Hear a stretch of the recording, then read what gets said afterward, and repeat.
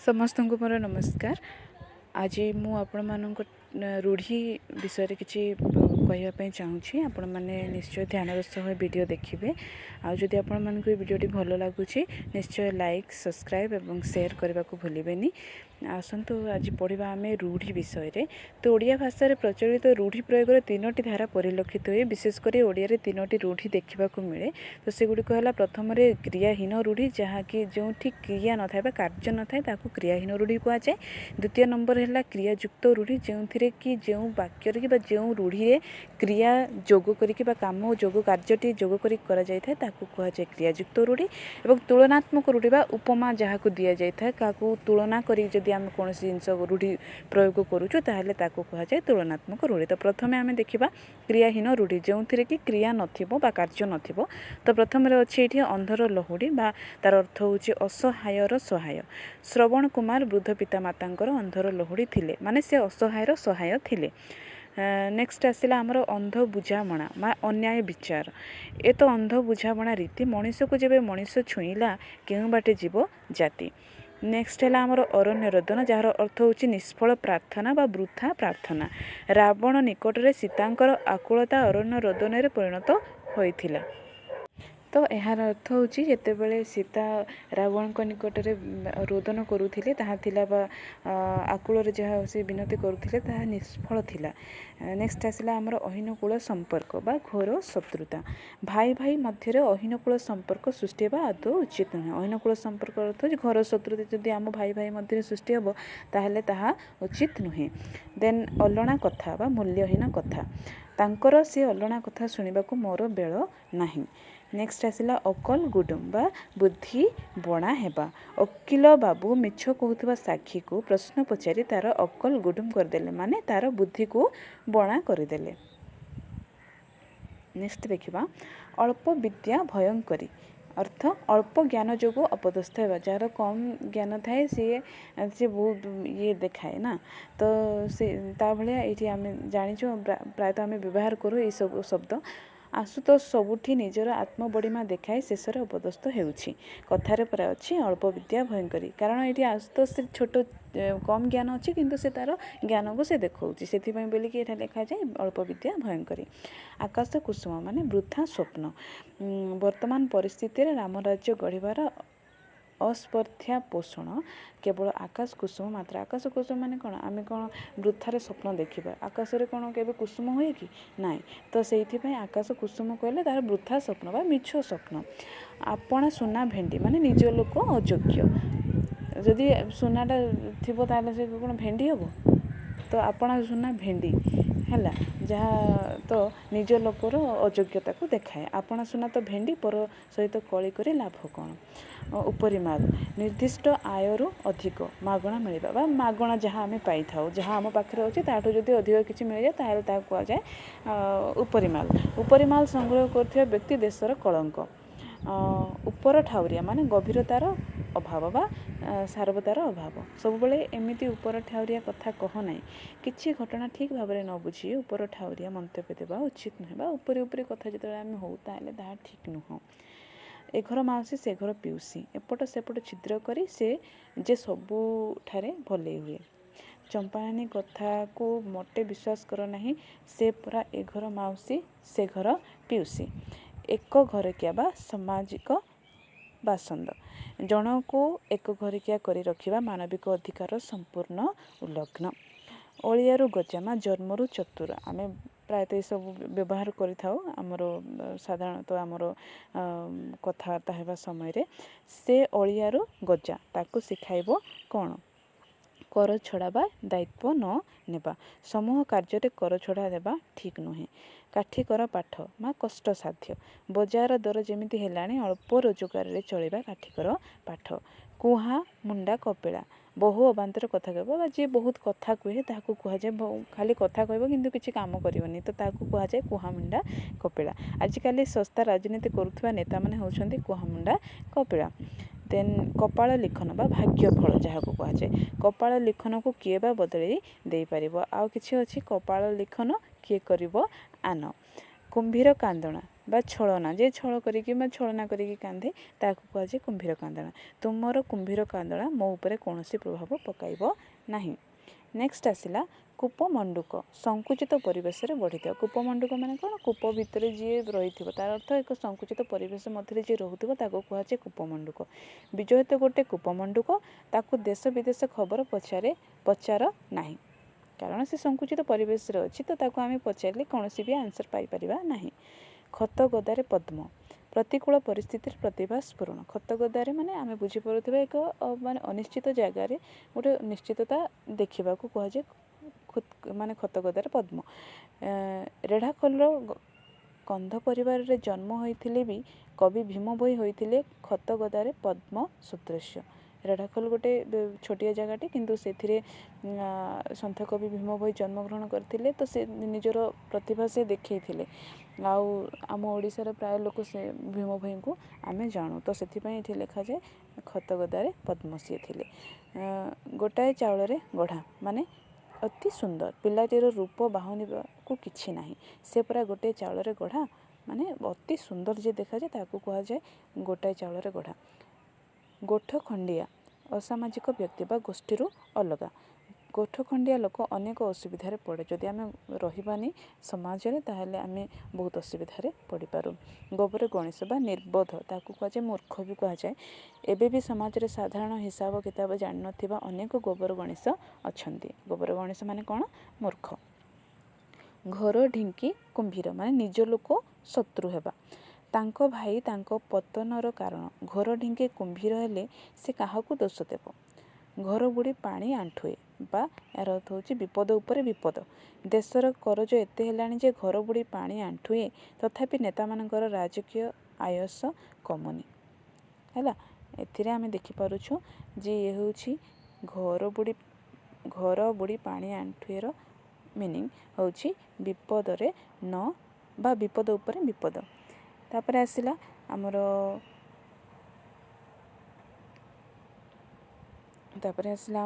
ଘୋଷା ବଳଦ ବା କିଛି ନ ବୁଝି ମୁଖସ୍ଥ କରିବା।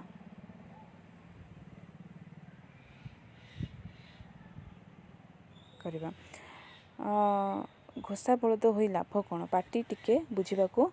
ପାଠ ଟିକେ ପଢ଼ିବାକୁ ବା ବୁଝିବାକୁ ଚେଷ୍ଟା କର। ତାପରେ ଛୁଞ୍ଚି ମାଛି ପରୀକ୍ଷା ବା ପରଖ, ତନ୍ନ ତନ୍ନ କରି ଦେଖିବା। ସବୁ କଥାରେ ଏମିତି ଛୁଞ୍ଚି ମାଛି ପରୀକ୍ଷା କଲେ ଚଳିବନି। ନେକ୍ସଟ ଆସିଲା ଛକା ପଞ୍ଝାମା, ଉଭୟ ପକ୍ଷରେ ସତର୍କ ଭାବ। ଜଙ୍ଗଲ ମଧ୍ୟରେ ଗତକାଲି ପୋଲିସ ଓ ଚୋରଙ୍କ ମଧ୍ୟରେ ଛକା ପଞ୍ଝା ଚାଲିଥିଲା। ଜପାମାଳି ମାନେ ଅତି ପ୍ରିୟ। ନାତିଟି ଅଜାଆଈଙ୍କର ଜପାମାଳି ହୋଇଛି। ଜୀବନ ମୂର୍ଚ୍ଛା ବା ଅପ୍ରାଣ ଉଦ୍ୟମ। ଭାରତୀୟ ହକି ଦଳ ଅନ୍ତର୍ଜାତୀୟ ସ୍ତରରେ ଦେଶର ଗୌରବ ରକ୍ଷା ପାଇଁ ଜୀବନ ମୂର୍ଚ୍ଛା ସଂଗ୍ରାମ କରୁଛନ୍ତି। ଜୋକ ମୁହଁରେ ଲୁଣ ବା ଗର୍ବ ଭାଙ୍ଗିବା ବା ଅହଙ୍କାର ଭାଙ୍ଗିବା। ଜଗା ଗାଁ ଲୋକଙ୍କୁ ଡରାଉଥିଲା ବେଳେ ହେଲେ ପୋଲିସ ଆସିଯିବାରୁ ଜୋକ ମୁହଁରେ ଲୁଣ ପରି ଚୁପ୍ ରହିଲା। ନେକ୍ସଟ ଦେଖିବା ଝାଳ ବୁହା ଧନ, କଷ୍ଟ ଅର୍ଜିତ ବା ଝାଳ ବୁହେଇକି ଯାହା ଆମେ ଅର୍ଜନ କରୁ ତାହାକୁ କଷ୍ଟ ଅର୍ଜିତ ଧନ ବି କୁହାଯାଏ। ଝାଳ ବୁହା ଧନ ମଣିଷକୁ ପ୍ରକୃତ ଶାନ୍ତି ଦିଏ। ଝିମିଟି ଖେଳରୁ ମହାଭାରତ, ସାମାନ୍ୟ ଘଟଣାକୁ ବିରାଟ କାଣ୍ଡ ବା ଭୟଙ୍କର ପରିସ୍ଥିତିର ସୂତ୍ରପାତ। ପିଲା କଳିରୁ ଏ ଭୟଙ୍କର ପରିସ୍ଥିତି, ଝିମିଟି ଖେଳରୁ ମହାଭାରତ ସୃଷ୍ଟି ବ୍ୟତୀତ ଆଉ କିଛି ନୁହେଁ। ଡେଙ୍ଗା ମୁଣ୍ଡରେ ଠେଙ୍ଗା, ସମସ୍ତଙ୍କ ଦୃଷ୍ଟି ଥିବା ବ୍ୟକ୍ତି ଉପରେ ବିପଦର ମାତ୍ରା ଅଧିକ ଥାଏ। ଏ ଅଞ୍ଚଳରେ ଯାହା ଘଟିବ ସମସ୍ତେ ତତେ ଦାୟୀ କରିବେ, କାରଣ ଡେଙ୍ଗା ମୁଣ୍ଡରେ ଠେଙ୍ଗା। ଢୋଲ ଭିତରେ ମୂଷା, ତାର ଅର୍ଥ ହେଉଛି ଶତ୍ରୁ ଗୁପ୍ତରେ ଘରେ ଲୁଚି ରହିବା। ତୁ କ'ଣ ଗୋପନ ରଖିଛୁ? ତୋ ପୁଅ ପରା ଢୋଲ ଭିତରେ ମୂଷା। ତେଲିଆ ମୁଣ୍ଡରେ ତେଲ, ଥିବା ଲୋକକୁ ଅଧିକ ସାହାଯ୍ୟ କରିବା। ଏ ସମାଜରେ ସବୁବେଳେ ତେଲିଆ ମୁଣ୍ଡରେ ତେଲ, କିନ୍ତୁ ଗରିବର ଅବସ୍ଥା ତଳକୁ ଯାଉଛି। ଦେହ ଲଗା ମାନେ ଅତି ବିଶ୍ୱାସୀ, ଯାହାକୁ ଅଧିକ ଆମେ ବିଶ୍ୱାସ କରିପାରିବା ତାହାକୁ କୁହାଯାଏ ଦେହ ଲଗା।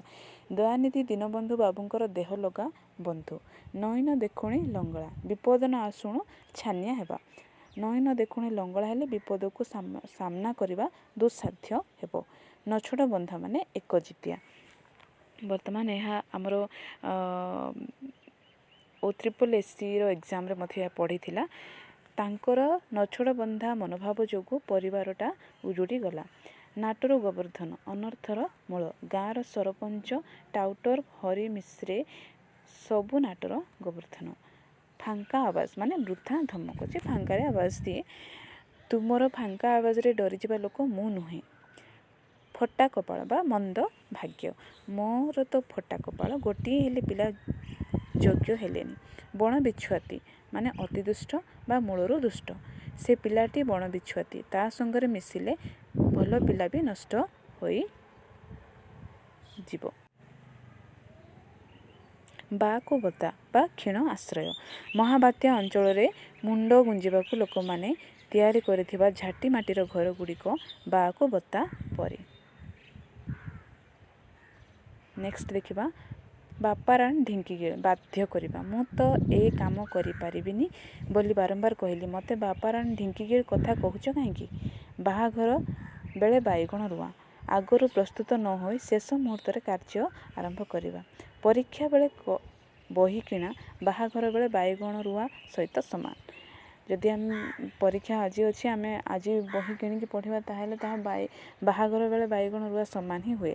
ତ ସେଥିପାଇଁ ଏହାର ଅର୍ଥ ହେଉଛି ଆଗରୁ ପ୍ରସ୍ତୁତ ନ ହୋଇ ଶେଷ ମୁହୂର୍ତ୍ତରେ କାର୍ଯ୍ୟ ଆରମ୍ଭ କରିବାକୁ କୁହାଯାଏ ବାହାଘର ବେଳେ ବାଇଗଣ ରୁଆ। ବାଘ ଘରେ ମିରିଗ ନାଟ ମାନେ ମୁରବୀଙ୍କ ଅନୁପସ୍ଥିତିରେ ବିଶୃଙ୍ଖଳା ସୃଷ୍ଟି କରିବା। ଘରେ ବାପା ମା ନଥିବାରୁ ମୁନା ଘରକୁ ପକାଉଛି ଉଠାଉଛି, ଏ ତ ବାଘ ଘରେ ମିରିଗ ନାଟ ଚାଲିଛି।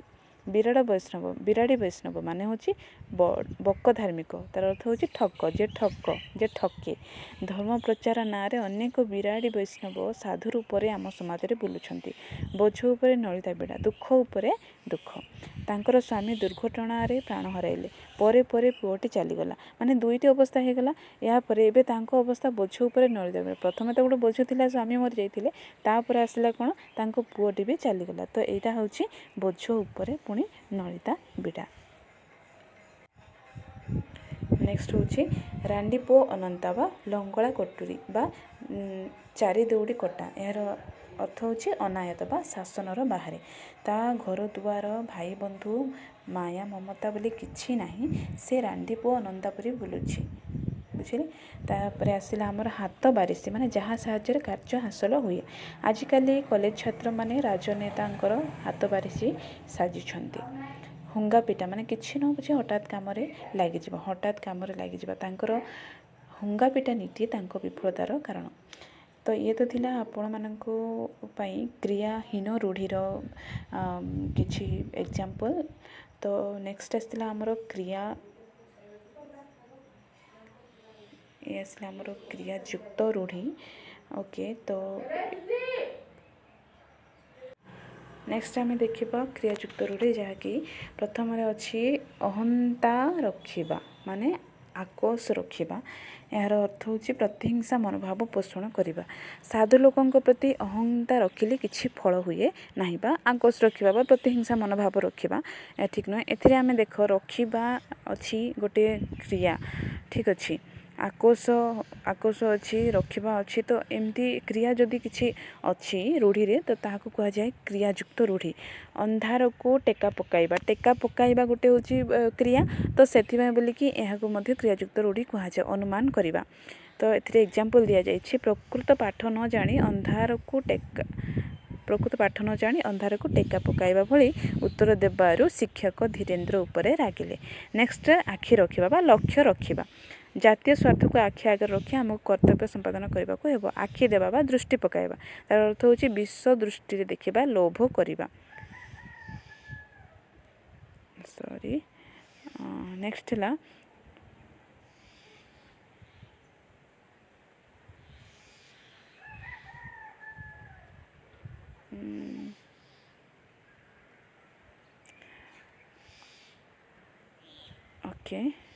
ଆଖି ବୁଲାଇବା। ଆଖି ବୁଲାଇବା ହେଉଛି ମୋଟାମୋଟି ଦେଖିବା। ସାହିତ୍ୟ ପରୀକ୍ଷାକୁ ଯିବା ପୂର୍ବରୁ ବ୍ୟାକରଣ ବହି ଉପରେ ଟିକିଏ ଆଖି ବୁଲାଇ ଦେବା ଉଚିତ। ଆଖି ବୁଜିବା, ତାର ଅର୍ଥ ହେଉଛି ମୃତ୍ୟୁବରଣ କରିବା। ତ ବାପ ଆଖି ବୁଜି ଦେବାର ମାସ ଦୁଇଟା ହେଇନି ପୁଅମାନେ ଭିନେ ହୋଇଗଲେ। ଆଖି ପାଇବା ବା ପସନ୍ଦ କରିବା। ବାପା ଆଣିଥିବା ଜିନିଷ ଗୋପାଳର ଆଖି କି ପାଇଲାନି। ଆଖି ପାଇବା ପୁଣି ଅଛି ଆଖି ପାଇବା, ଆଖିକି ପାଇବା ଅଲଗା ଏବଂ ଆଖି ପାଇବା ବି ଅଲଗା। କଳନା କରିବା, ନିର୍ମଳର ତ ଆଖି ପାଇଲାଣି, ଏକୁଟିଆ ତାକୁ କଟକ ଯିବାକୁ ମନା କରୁଛ କାହିଁକି? ତାପରେ ଆସିଲା ଆମର ଆଖିରେ ଧୂଳି ଦେବା ବା ଠକି ଦେବା। କୃତଘ୍ନ ଲୋକ କେଉଁ ମୁହୂର୍ତ୍ତରେ ଆଖିରେ ଧୂଳି ଦେବ ଠିକ୍ ନାହିଁ। ଆଡ଼ ଆଖିରେ ନ ଚାହିଁବା ବା ସାମାନ୍ୟ ଦୃଷ୍ଟି ଦେବା, ସମ୍ପର୍କ ନ ରଖିବା। ଆଡ଼ ଆଖିରେ ବି ଦେଖୁନି, ଆମେ ବେଳେବେଳେ ସମ୍ପର୍କ ଆମ ନିଜ ସମ୍ପର୍କ ଲୋକ ବା କୌଣସି ସାଙ୍ଗସାଥି ସହିତ ଆମେ ଯଦି ଝଗଡ଼ା ହଉ ତାହେଲେ ଆମେ ନିଶ୍ଚୟ କହିଥାଉ ଯେ ସିଏ ମୋତେ ଆଡ଼ ଆଖିରେ ବି ଚାହୁଁନି। ତ ଆ ବଳଦ ମୋତେ ବିନ୍ଧ, ଆର ଅର୍ଥ ହେଉଛି ବିପଦକୁ ନିଜେ ଟାଣି ଆଣିବା। ଅନ୍ୟ ଦେଶର ଅପରାଧୀକୁ ଆମ ଦେଶରେ ସ୍ଥାନ ଦେବା ମାନେ ଆ ବଳଦ ମୋତେ ବିନ୍ଧ ସହିତ ସମାନ। ଉଷୁନା ଧାନ ଗଜା ହେବା, ତ ଉଷୁନା ଧାନ ଗଜା ହେବା ମାନେ ଅସମ୍ଭବ ସମ୍ଭବ ହେବା। ତାଙ୍କ ପୁଅଟି ବ୍ୟାଧି ମୁକ୍ତ ହେଲାଣି ଯେ ଜାଣ ସୁଷୁନା ଧାନ ଗଜା ହେଲା। ଉପରେ ପଡ଼ି କହିବା ବା ଆବୁଡ଼ି ପଡ଼ିବା ବା ନ ପଚାରୁଣି କହିବା, ଅନ୍ୟମାନେ କଥା କହିବା ପୂର୍ବରୁ ନ ଶୁଣୁ ତାହା ଯଦି ଆମେ ଆନ୍ସର୍ ଦେଉଛୁ ତାହା କୁହାଯାଏ ଉପରେ ପଡ଼ି କହିବା। ଉପରେ ପଡ଼ି କହିବା ତା'ର ଗୋଟିଏ ମନ୍ଦ ଅଭ୍ୟାସ। ଏଇଟା ପ୍ରକୃତରେ କୁହାଯାଏ ଆମେ ମଧ୍ୟ ଯଦି କେହି ଆମ ଉପରେ ପଡ଼ି କଥା କୁହେ ତାହେଲେ ଆମେ ତାକୁ ମାନେ ଭଲ ଲାଗେନି। ତ ଏଇଟା ହେଉଛି ଏକ ଭୁଲ ଅଭ୍ୟାସ। କପାଳ ଖୋଲିବା ବା ଭଲ ବେଳ ପଡ଼ିବା। ରାମ ବାବୁଙ୍କର ପଦୋନ୍ନତି ସାଙ୍ଗକୁ ପୁଅ ଚାକିରି ପାଇଲା, ତାଙ୍କର କପାଳ ଖୋଲିଗଲା ମାନେ କ'ଣ ଉନ୍ନତି ହେଇଯିବା। କପାଳ ଫାଟିବା ମାନେ ସର୍ବନାଶ ହେବା। ମହାବାତ୍ୟା ପରେ ପୁଣି ମରୁଡ଼ି ହେବାର ଲୋକଙ୍କୁ କପାଳ ଫାଟିଲା। ଦେନ୍ କଳା କାଠ ପଡ଼ିଯିବା ମାନେ ମଳିନ ପଡ଼ିଯିବା। ପରୀକ୍ଷାରେ କପି ଧରା ପଡ଼ିଯିବାରୁ ଛାତ୍ରଟି ପ୍ରଧାନ ଶିକ୍ଷକଙ୍କୁ ଦେଖି କଳା କାଠ ପଡ଼ିଗଲା ମାନେ ଡରିଯିବା। ଦେନ୍ କଟା ଘାରେ ଚୂନ ଦେବା ମାନେ ଯନ୍ତ୍ରଣା ଉପରେ କଷ୍ଟ ଦେବା, ଯନ୍ତ୍ରଣା ଉପରେ ଯନ୍ତ୍ରଣା ଦେବା। ହରିଆ ଦୋଷ ନ କରି ଜରିମାନା ଦେଲା, ପୁଣି ତାକୁ ବାସନ୍ଦ କଲେ, କଟା ଘାରେ ଚୂନ ଦେଲା ଭଳି ହେବ। ଦେନ୍ କଳା କନା ବୁଲାଇବା, ସର୍ବସ୍ୱ ଲୁଟି ନେବା, ସର୍ବନାଶ କରିବା। ଚୋରମାନେ ଗତ ରାତିରେ ଜମିଦାରର ଘରୁ ସମସ୍ତ ଜିନିଷ ଲୁଟି ନେଇ କଳା କନା ବୁଲାଇ ଦେଇଛନ୍ତି। ତାପରେ ଦେଖିବା ଆମେ ତୁଳନାତ୍ମକ ରୂଢ଼ି। ଏଣ୍ଡୁଅ ପରି ମୁଣ୍ଡ ଟୁଙ୍ଗାରିବା ମାନେ ଏଣ୍ଡୁଅ ପରି, ଏଇଟା ଏଣ୍ଡୁଅ ସହିତ ତୁଳନା କରାଯାଇଛି। ସେ କିଛି ନ ବୁଝୁ ସବୁବେଳେ ଏଣ୍ଡୁଅ ପରି ମୁଣ୍ଡ ଟୁଙ୍ଗାରୁଥାଏ। ଦେନ୍ କୁକୁର ପରି ଧାଇଁବା ମାନେ ଏହା କୁକୁର ପରି ଧାଇଁବା ମାନେ ତୁଳନା, କୁକୁର ଯେମିତି ଧାଏଁ ସେମିତି ଧାଇଁବାକୁ କୁହାଯାଏ କୁକୁର ପରି ଧାଇଁବା। ତ ଏଥିରେ କୁକୁର ପରି ମାନେ ଉପମା ଦିଆଯାଇଛି। ଟଙ୍କା କେଇଟା ଲୋଭରେ ସେ କୁକୁର ପରି ଧାଉଁଛି। ଖୁଣ୍ଟଟା ପରି ଠିଆ ହେବା, ବସିବାକୁ କହିଲି ନ ବସି ଖୁଣ୍ଟଟା ପରି ଠିଆ ହୋଇ ରହିଲୁ କାହିଁକି? ଗୋଡ଼ ପରି ପଡ଼ିବା ବା ଢିଙ୍କି ପରି ପଡ଼ିବା, ଲୋକଟା ଗୋଡ଼ ପରି ପଡ଼ିଛି ପଦେ ବି ଜବାବ ନାହିଁ। ଛୁଞ୍ଚି ପରି ମୁହଁ କରିବା, ତ ଏଥିରେ ସବୁବେଳେ ଛୁଞ୍ଚି ପରି ମୁହଁ କଲେ କିଏ ତୋତେ ଭଲ ପାଇବ? ଜୋକ ପରି ଲାଗିବା, ଯେଉଁମାନେ କର୍ମଠ ସେମାନେ କାମରେ ସର୍ବଦା ଜୋକ ପରି ଲାଗିଥାନ୍ତି। ପେଡ଼ି ପରି ମୁହଁ କରିବା ବା ଫୁଲାଇବା, ସତ କଥା କହିଦେବାରୁ ସେ ପେଡ଼ି ପରି ମୁହଁ ଫୁଲାଇଛି। ପବନ ପରି ଧାଇଁବା, କିଏ ବିପଦରେ ପଡ଼ିଛି ଶୁଣିଲେ ତାକୁ ସାହାଯ୍ୟ କରିବା ପାଇଁ ସେ ପବନ ପରି ଧାଇଁ ଯାଆନ୍ତି। ପ୍ରସାଦ ପରି ପାଇଦେବା, ପଡ଼ୋଶୀ ଘରୁ ଆସିଥିବା ତରକାରୀକୁ ସେ ପ୍ରସାଦ ପରି ପାଇଦେଲା। ବରଡ଼ା ପତ୍ର ପରି ଥରିବା, ପିଲାଟିର ମିଛ କଥା ଜଣା ପଡ଼ିଯିବାରୁ ବାପାଙ୍କ ଆଗରେ ସେ ବରଡ଼ା ପତ୍ର ପରି ଥରୁଛି। ସାପ ପରି ଫଁ ଫଁ ହେବା, ସାମାନ୍ୟ କଥାରେ ରାଗିଯାଇ ସେ ସାପ ପରି ଫଁ ଫଁ ହୁଅନ୍ତି। ସିଂହ ପରି ଝୁଝିବା, ବାଳକ ଅଭିମନ୍ୟୁ ସପ୍ତରଥୀଙ୍କ ସହିତ ସିଂହ ପରି ଯୁଝିଥିଲେ। ଶୁଆ ପରି ଘୋଷିବା, ଗୀତଟି ତା ମନକୁ ଏମିତି ପାଇଛି ଯେ ଦିନରାତି ଶୁଆ ପରି ଘୋଷି ହେଉଛି। ତ ଫ୍ରେଣ୍ଡସ୍, ଏହା ଥିଲା କିଛି ଆପଣମାନଙ୍କ ପାଇଁ ରୂଢ଼ି, ତିନି ପ୍ରକାର ରୂଢ଼ିର କିଛି ତା'ର ମିନିଙ୍ଗସ୍ ସହିତ, ତା'ର ଅର୍ଥ ସହିତ କିଛି ଉଦାହରଣ। ତ ଆଶା କରୁଛି ଏହା ଆପଣମାନଙ୍କୁ ବହୁତ ସାହାଯ୍ୟ ହେବ, ଆଗକୁ ମଧ୍ୟ ହେଲ୍ପଫୁଲ୍ ରହିବ। ତ ଯଦି ଆପଣମାନଙ୍କୁ ଏହି ଭିଡ଼ିଓଟି ଭଲ ଲାଗୁଛି ତ ନିଶ୍ଚୟ ମୋର ଚ୍ୟାନେଲ୍କୁ ସବସ୍କ୍ରାଇବ୍ କରିବେ, ଆଉ ମୋତେ ଆଗକୁ ଆଉ ଅନେକ ପ୍ରକାର ଭିଡ଼ିଓ ବନାଇବା ପାଇଁ ମଧ୍ୟ ଅଭିପ୍ରେରଣା ଯୋଗାଇବେ ବୋଲି ମୋର ବିଶ୍ୱାସ ଅଛି। ତ ଆଶା କରୁଛି ଆପଣମାନେ ନିଶ୍ଚୟ ମୋତେ ହେଲ୍ପ କରିବେ। ତ ଏହି ଭିଡ଼ିଓଟା ଦେଖିଥିବାରୁ ଆପଣମାନଙ୍କୁ ବହୁତ ବହୁତ ଧନ୍ୟବାଦ। Thank you.